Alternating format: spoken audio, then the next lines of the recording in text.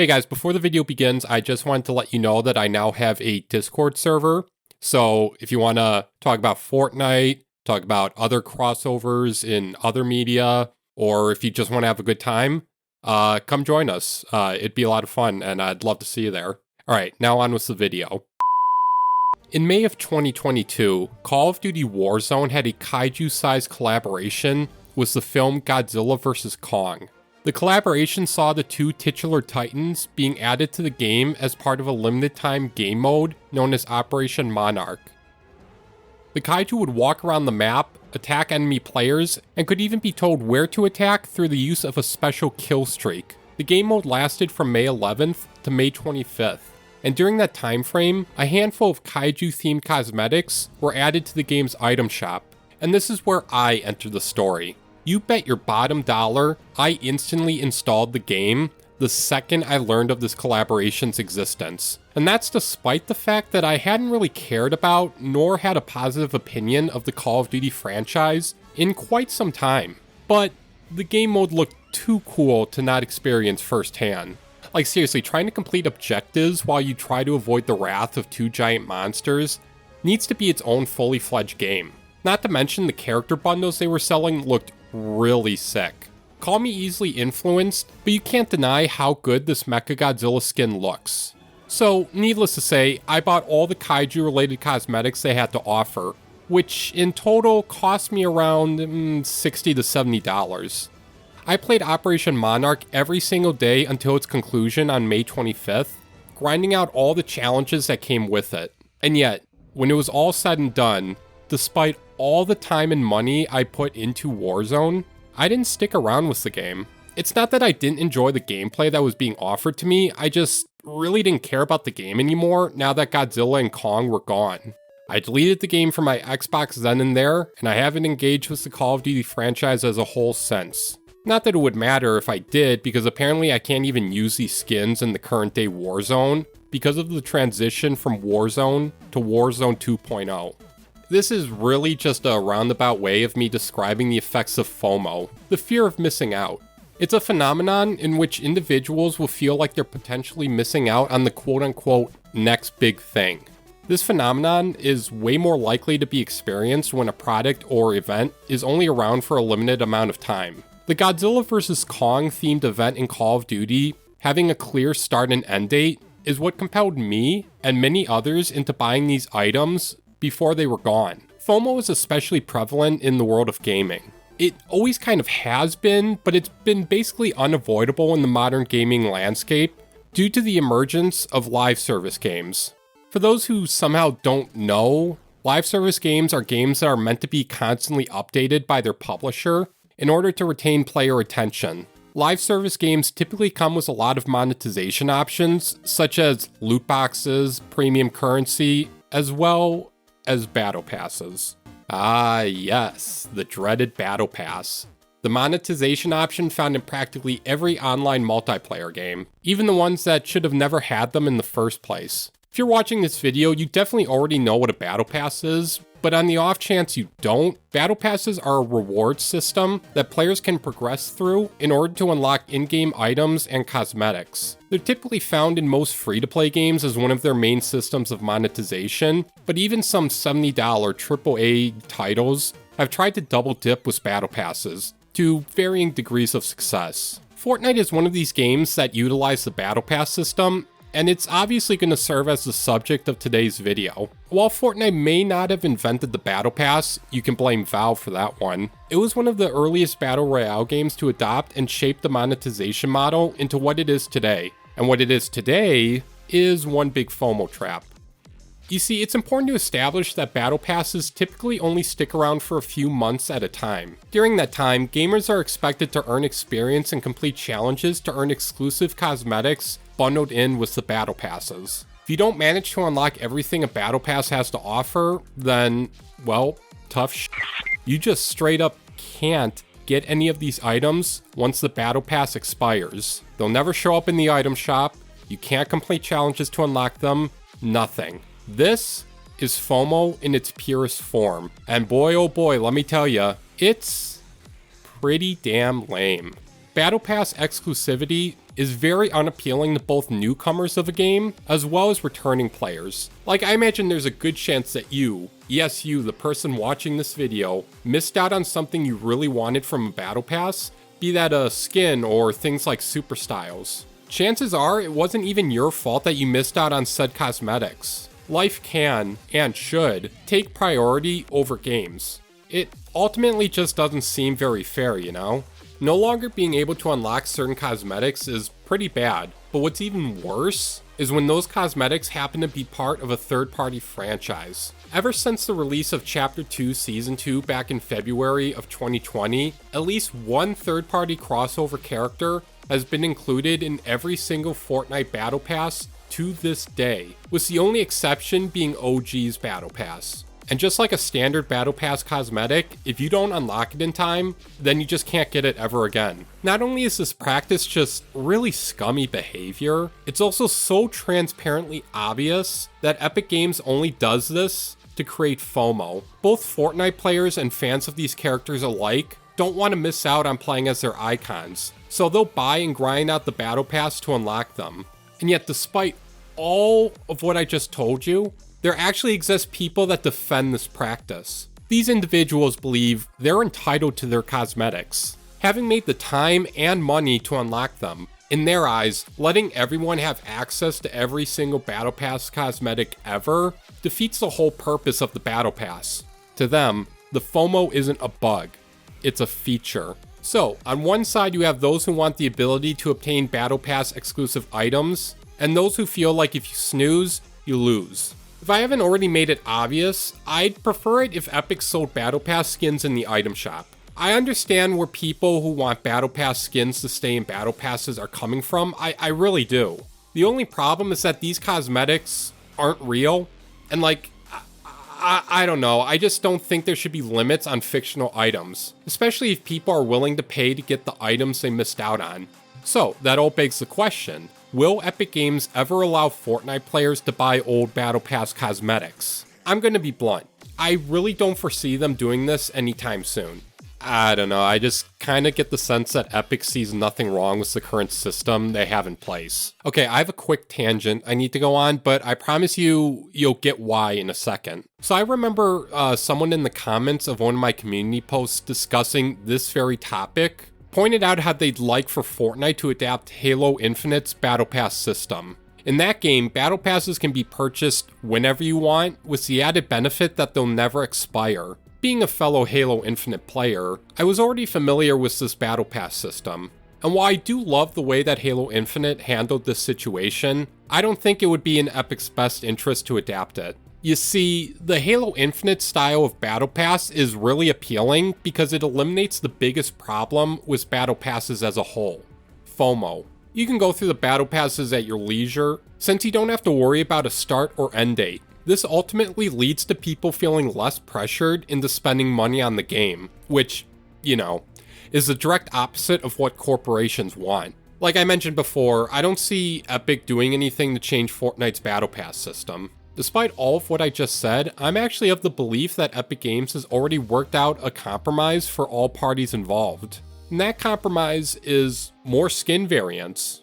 I'm talking skins that reuse character models and put them in a brand new attire. Think Brutus and Beach Brutus, or Jonesy and his billion other variants. And as luck would have it, a good majority of Fortnite's most iconic Battle Pass characters have received what I'm going to refer to as replacement skins. Characters like Peely, Midas, and Dr. Sloan have received multiple replacement skins over the game's lifetime, giving players the opportunity to receive a familiar, yet different outfit. And I know this is purely subjective, but I personally think that most, if not all, replacement skins end up outshining the Battle Pass skins.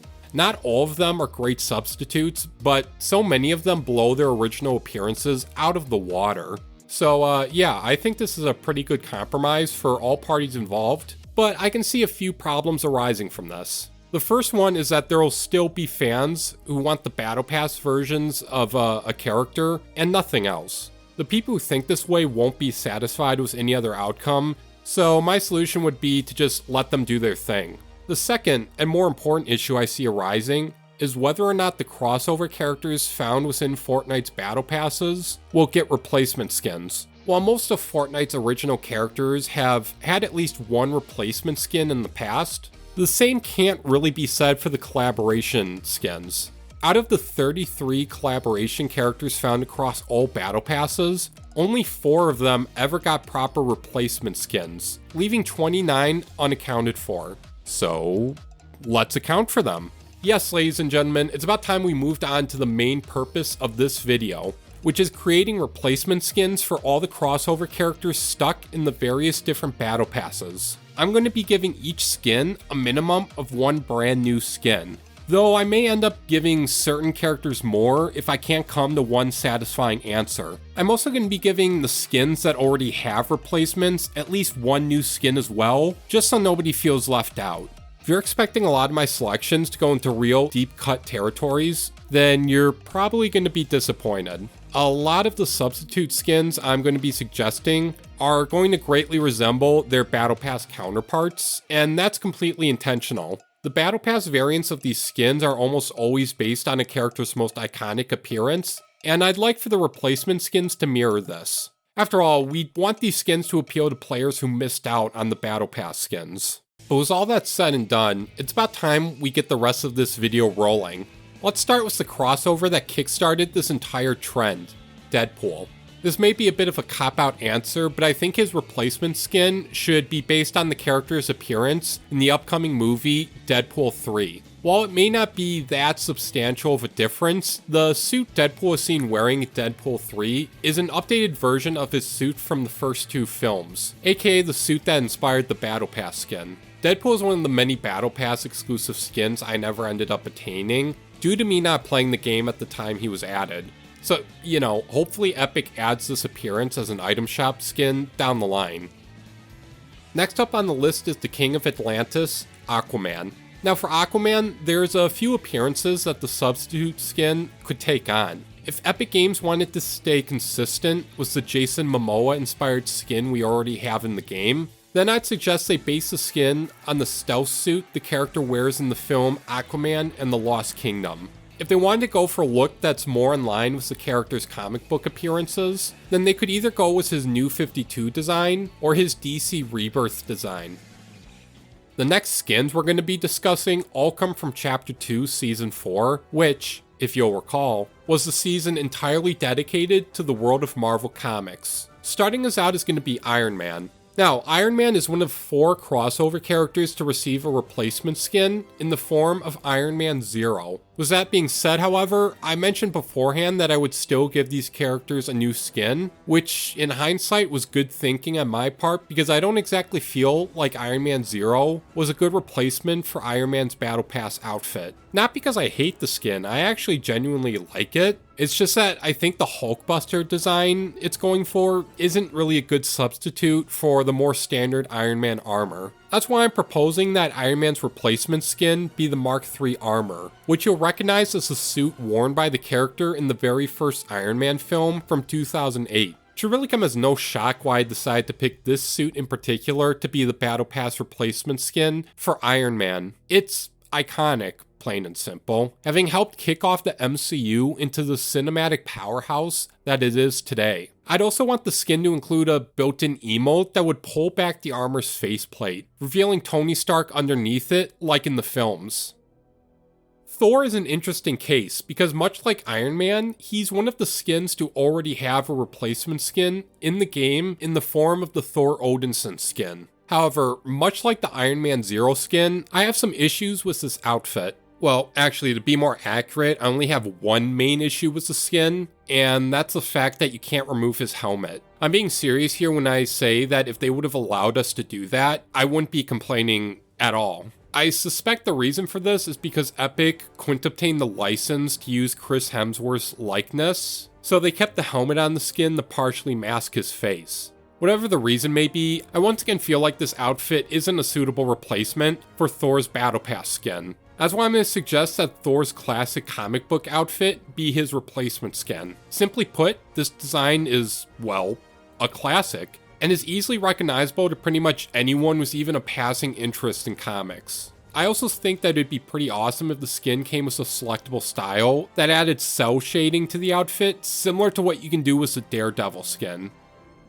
Let's quickly get Mystique out of the way. For her replacement skin, I'm going to go with her design used in the live-action X-Men films. Even though I think this design is absolutely hideous, it is at the end of the day pretty iconic. Much like the Battle Pass Mystique outfit, this skin would come equipped with a built-in emote that would allow you to copy the appearance of whoever it was you eliminated last. Storm is up next, and for her, I'm going to propose her replacement skin be based on one of her many black suit designs. Whether that be her design from the 2019 X-Men run, her Uncanny X-Men look, or hell, even her live-action look. I don't know that much about Storm, so I'd be perfectly content with whichever design, really. For Groot's replacement skin, I'm going to suggest they go with his Guardians of the Galaxy Volume 3 look. I can see him having the proportions of other bigger character skins, like Brutus and Hulk. I also think it'd be pretty cool if his wings were added to the game in the form of a winged glider. He'd also come with a brand new Rocket Raccoon back bling, which would also be based on his Guardians of the Galaxy Volume 3 design. She-Hulk's replacement skin, much like Groot, is going to be based on her appearance from the Marvel Cinematic Universe. I'd want this skin to work like her Battle Pass counterpart, coming equipped with a built-in emote that would allow her to transform back into her civilian identity, Jennifer Walters. Now, I have two ideas regarding Doctor Doom's replacement. The first one would be based on his classic comic book appearance. He, much like Thor, would come with an additional style that would allow you to add cell shading to the skin. My second idea would be for the skin to be based on whatever the character is planned to look like in the upcoming Fantastic Four movie. It was recently leaked by a credible source that the titular Fantastic Four are coming to Fortnite, and I think it's highly possible that this collaboration will be based on said movie. This would be a perfect opportunity to not only add the Fantastic Four to the game, but also add a replacement Doctor Doom skin. And finally, we have Wolverine. You know, the funny thing is that I actually think the Wolverine Zero skin is a really good replacement for the Battle Pass skin. The only problem with it is you can't get it anymore because it was part of a Fortnite crew pack. So I guess it's back to the drawing board. Thankfully, I have a few ideas for him as well. First off, the skin could be based on his appearance in the upcoming Deadpool 3 movie, much like Deadpool's replacement skin. Have it come with the ability to take his mask on and off. Secondly, have his lumberjack look from the films, and maybe include a cowboy hat too, just for good measure. Thirdly, have another patch-themed skin, kind of like the Fortnite crew skin was, only this time have him wear his iconic white tuxedo. Hey, Editing Max here. I actually came up with a fourth Wolverine replacement skin, and it's simply just what he looks like in the upcoming X-Men 97 cartoon show. That is finally going to do it for the Marvel-themed Battle Pass. So let's finally move on to Chapter 2, Season 5, aka 0 Point. Starting us out is going to be The Mandalorian, and man, let me tell ya, this is a tricky one. Epic Games really covered all their bases by including the armor he wears at the beginning of the first season of the show, as well as his complete Beskar steel look. The best thing I can think of as a replacement skin for him is that time he had to disguise himself as a stormtrooper to sneak into an Imperial base. I know that's a pretty long stretch, seeing as how it's just not the same armor the character wears, but it's either that or wait a few years to see if he has a different design in the upcoming Mandalorian movie. The Predator was the bonus skin of Chapter 2 Season 5's Battle Pass, and this one is another no-brainer. I think the Predator that was featured in the 2022 Prey film should serve as their replacement skin. It's a killer design, and quite frankly, I honestly think that it's way better than the one we already have in the game. The season Primal brought with it two Battle Pass characters in the form of Lara Croft and Rebirth Raven. Beginning with Lara Croft, this is another tricky one. The Battle Pass skin already covers most of Lara's iconic designs with its multiple different styles. Perhaps they could reuse the modern Lara skin and just put her in different attire, like maybe winter survival gear, I don't know. Or, you know, they could also just go with the Angelina Jolie version of the character.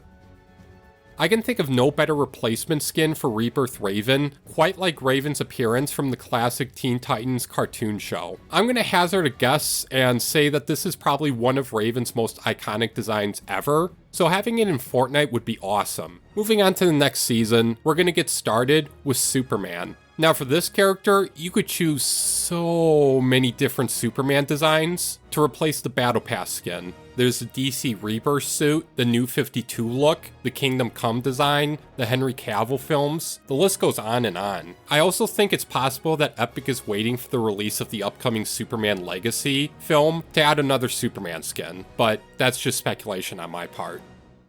Rick Sanchez is up next, and I think we all know where this is going.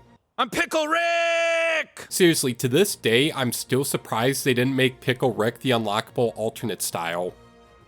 And to cap things off is Googimon. That one, I guess? I don't know. The final season of Chapter 2 brought with it the character Carnage, as he appeared in the film Venom, Let There Be Carnage. This is another easy one, just have Carnage from the comics serve as the skin's replacement. I think the cell shading on the skin would make it look awesome. What was all the veins and everything, surrounding the body. Chapter 3 Season 1 also happened to only have one crossover character in its battle pass, that being Spider-Man. Now, I actually think that Spider-Man already has some pretty great replacement skins in the form of the No Way Home skin, the Spider-Man Zero armor, and the Across the Spider-Verse outfit. But to stay consistent with the rest of the video, let's continue. I think I'll go with the new red and blue suit that the character gets at the end of No Way Home, simply because it's one of my favorite Spider-Man designs of all time, and I'd love to rock it in-game. Bit of a basic bitch answer, but whatever. Next up on the list is Doctor Strange and the Prowler. For Doctor Strange, I'm once again going to suggest that his comic book appearance be his replacement skin. For the Prowler, which is a skin I bet a lot of you forgot was even in the game, I think it'd be pretty awesome if the Prowler design used in Into the Spider-Verse was their replacement skin. He'd be a stylized skin much like the rest of the Spider-Verse outfits. Our next two Battle Pass skins were introduced in the season Vibin', both of them coming from Lucasfilm-owned properties. I'm of course talking about Darth Vader and Indiana Jones. For Darth Vader's replacement skin, I'd go with how the character appears in the Star Wars Rebels TV show. I was originally going to suggest that one of the character's many battle-damaged appearances take on the replacement skin role, but I decided to instead go with a more complete design. Also, I feel like if Epic were to ever add a battle-damaged Vader, then they already missed their opportunity to do so by not having it be like a selectable style. Indiana Jones' replacement skin is going to be based on the character's appearance in the film Indiana Jones and the Dial of Destiny. It's the character's most recent appearance, and it isn't too different from the Battle Pass skin, minus the age, of course. Paradise served as the fourth and final season of Chapter 3, bringing with it the ever-iconic Spider-Gwen. This character proved to be a bit of a problem for me due to the fact that her iconic appearance is more or less consistent no matter which interpretation of the character you go with. That is to say, her design barely, if at all, changes from medium to medium. Because of this, I decided to go with the character's Gwenom form as her replacement skin. This form is the result of the Venom symbiote bonding with Spider-Gwen, hence the name Gwenom. This new form of hers comes as a drastically different design, one that I think would make for a killer skin. The beginning of Chapter 4 Season 1 brought with it two crossover characters from two separate video game franchises, Geralt of Rivia and the Doomslayer. For Geralt, I'm going to go ahead and say that his substitute skin should be based on the character's look from the Netflix Witcher series. Whether or not they base it off of Henry Cavill's likeness or Liam Hemsworth's likeness is up to them. Yeah, I just realized this is the second character played by a Hemsworth that I've mentioned in this video. Funny how that worked out, huh? And for the Doomslayer, I obviously had to go with his classic armor as it appears in Doom Eternal. How this wasn't one of his selectable styles from the very beginning boggles my mind. Eren Yeager is up next representing Mega's Battle Pass, and for him, I'm going to suggest that his Titan form serve as his replacement skin. Much like the Doomslayer's classic armor, I was really surprised this form of his wasn't an unlockable style. Like, imagine how cool his built-in emote animation would have been. Wild's Battle Pass brought with it only one crossover character in the form of the Autobot leader, Optimus Prime. And I've got two ideas for the character, the first being his classic G1 design. You know, before the official release of the Wild's Battle Pass, me and my friends were speculating that this was going to be one of his alternate styles. Imagine our disappointment when said alternate style turned out to be nothing more than just some scuffed up paint on his armor. Anyways, the second idea I had in mind would be based on the character's Bayverse look. Even as someone who's not that big into Transformers, I have to admit that this design is incredibly recognizable, as it's the way I remember seeing the character growing up. The Last Resort's Battle Pass featured the Jedi Ahsoka Tano as its bonus skin, and for her, I'm thinking that her design from the final season of Star Wars The Clone Wars should serve as her replacement skin. Having one of her younger designs would be a nice contrast to her adult form already in the game. Plus, it's what I and many other people think of whenever someone mentions the character. And finally, the last two crossover characters to be featured in the Battle Pass at the time of me making this video are Solid Snake and Peter Griffin. Getting Snake out of the way first, I think Big Boss's appearance from Metal Gear Solid 5 would be the perfect substitute for the Battle Pass skin. After all, isn't Big Boss a clone of Solid Snake, or is it the other way around? I've never played Metal Gear Solid, so please don't crucify me in the comments. And finally, for Peter Griffin's replacement skin, I'm going to suggest Peter Griffin, but fat. Much like the rest of the Fortnite community, I was under the impression that Epic made Peter buff in order to keep him consistent with the rest of the game's hitboxes. And then Ernie the Giant Chicken came along and kind of destroyed that narrative. So, if hitboxes weren't the problem, then why did Epic make him buff? Honestly, I think the reason why is simply because Epic found it funny. And, well, to be fair, they were right, it's pretty hilarious. That being said, I think the way Peter normally looks is different enough to justify him taking the place of his Battle Pass counterpart, once he's no longer obtainable, which, depending on when this video comes out, is sooner rather than later. With Peter Griffin out of the way, that is officially it. That's the last crossover character from a Battle Pass we'll be looking at in today's video. It also marks the end of the video itself. Ultimately, I truly believe that most people wouldn't mind Battle Pass exclusivity as much as they do now if they were offered a steady set of alternative options. But with all that being said, it's time to bring this video to a close. Thank you so much for checking out the video and making it this far into it. Did you like my replacement skin choices, or do you guys have any other better ideas? Feel free to let me know in the comments below. While you're down there, remember to hit like, subscribe, and ring the bell. Check out my socials, including my newly opened Discord server, and use code MAX66 the next time you check out at the item shop. Until next time, I'll see you in the next one.